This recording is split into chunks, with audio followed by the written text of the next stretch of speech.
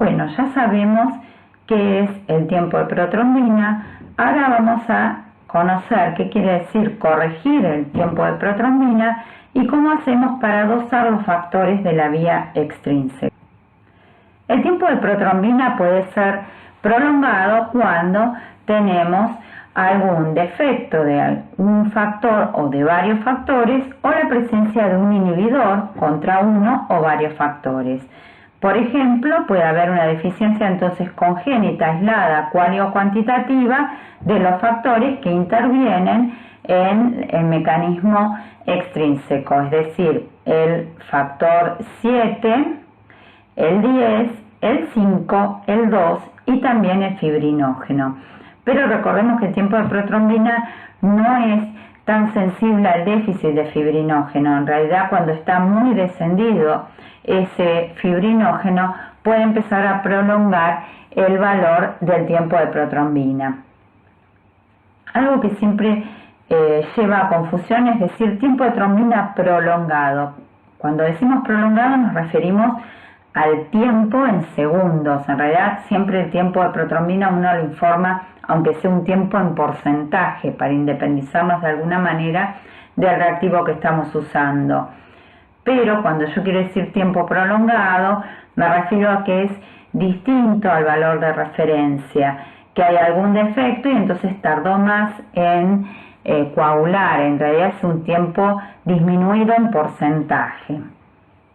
Otra situación que nos puede llevar a ese tiempo de protrombina prolongado son las hepatopatías. Recordemos que casi todos los factores de la coagulación se sintetizan en el hígado. Obviamente la deficiencia de vitamina K, ya que el 7, el 10 y el 2 son vitamina K dependientes. Puede ser deficiencia por no ingerir vitamina K o por una medicación como la anticoagulación oral. La disfibrinogenemia es cuando hay fibrinógeno pero es anómalo, no sirve para realizar la malla de fibrina, le cuesta polimerizar y entonces me retrasa el tiempo de protrombina. Tiene que ser muy severa esa disfibrinogenemia para que me afecte tanto al tiempo de protrombina, pero hay que tenerla en cuenta. O si no, directamente algún inhibidor específico, algún anticuerpo contra algún factor que no lo deje actuar y en consecuencia nos dé un tiempo de protrombina prolongado. En esos casos lo que podemos hacer es una corrección. Quizás no tenemos para dosar factores o para investigar inhibidores, pero simplemente podemos corregir ese tiempo de protrombina y podemos orientar el diagnóstico hacia un déficit o la presencia de un inhibidor. ¿Qué es corregir un tiempo de protrombina? Es simplemente el plasma pobre en plaquetas del normal, mezclarlo con el plasma pobre en plaquetas del paciente y a esa mezcla realizarle un TP. Entonces vamos a tener el plasma del paciente, el plasma del normal y el plasma de la mezcla. Si el valor en porcentaje de la mezcla es igual o superior al porcentaje que me daría el promedio de estos valores, yo voy a decir que corrige. Quiere decir que cuando yo le agrego un plasma normal al plasma del paciente, le estoy aportando los factores que le faltan y entonces el tiempo se acorta. Vamos a un ejemplo. Supongamos que tenemos un paciente que le hacemos el TP y nos da 40%. Si recordamos que los valores de referencia van de 70 a 120, este porcentaje está descendido. Buscamos un normal, encontramos uno de 100%, realizamos la mezcla y el porcentaje nos da 80%. El valor de la mezcla teórico, el promedio entre paciente y normal, sería 70%. Entonces, como nuestra mezcla nos da en porcentaje mayor al de la mezcla teórica, vamos a decir que corrige, es decir, que estamos frente a un déficit de factores. Bien, entonces si nos faltan los factores, vamos a dosarlos. Como dijimos al principio, hay veces que me falta un solo factor o me faltan varios.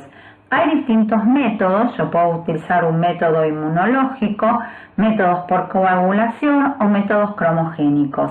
Los de la práctica diaria, los que nos sirven para resolver y llegar a un diagnóstico, generalmente son los métodos por coagulación. Los otros métodos son importantes cuando uno encuentra algún déficit y no le encuentra la razón, la causa, puede hacer el método inmunológico y el cromogénico para ver si el problema es a nivel de cantidad o hay una falla en la función. ¿Cómo vamos a hacer el dosaje de factores por coagulación? Primero vamos a tomar el plasma pobre en plaquetas del paciente, se diluye en buffer 1:10 y se le agrega un reactivo que va a ser deficiente en el factor que vamos a dosar. Es decir, que le vamos a agregar un plasma con todos los factores que yo necesito para hacer un tiempo de protrombina, menos el que yo quiero dosar. Ese lo va a aportar el paciente, ese va a ser el limitante. El tiempo, si me da muy corto o muy largo, va a depender de la concentración de ese factor. Luego de eso le vamos a agregar la tromboplastina cálcica, que con eso va a coagular y vamos a medir el tiempo que tarda en coagular. Generalmente conviene hacer esto por duplicado. Ese valor en segundos también lo vamos a informar en porcentaje, entonces vamos a tener que hacer una curva de calibración para transformar los segundos en porcentaje.